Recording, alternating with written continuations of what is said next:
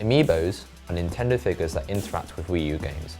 If you are familiar with Skylanders or Disney Infinity, then this is a very similar concept, where buying characters will add or unlock new content in games by scanning them in using near-field communication technology, similar to what you would use in contactless payment in the supermarket. The big difference here though is that you don't have to buy a dedicated portal to scan in figures, since the Wii U already has one built into the controller.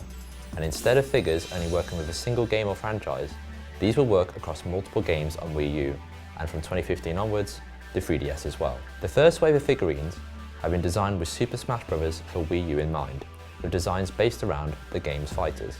In the game, an Amiibo acts as a computer-controlled adversary or teammate they can train up over time.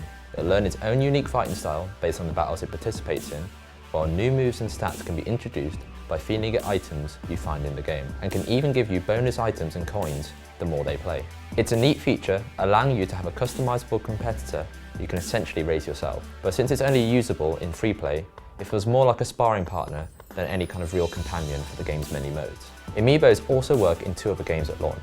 In Mario Kart 8, it can unlock Nintendo-themed costumes for your Mii to race with. And in Hyrule Warriors, it gives you daily rewards for scanning in an Amiibo every day, as well as exclusive weapons such as a powerful spinner for Link when you use certain figurines. Other confirmed games include Captain Toad Treasure Tracker, Mario Party 10, Yoshi's Woolly World, and Kirby and the Rainbow Curse. While their functionality is yet to be revealed, we imagine it to be fairly similar to the games that already support it now, where an Amiibo will unlock cosmetic content or some basic functionality that act as a nice added extra rather than anything really essential. As for the figures themselves, they feel sturdy and look great on display, but the way they interact with the Wii U does feel a little underwhelming compared to other gaming figures, since they are quickly swiped into games rather than placed on a sturdy surface. For example, due to the way the gamepad slants when you set it down on a flat surface, they have to be held when in use or they'll just slide off. But since they interact with the game for a second or two, this isn't too much of a concern. By and large, we're impressed by Amiibo.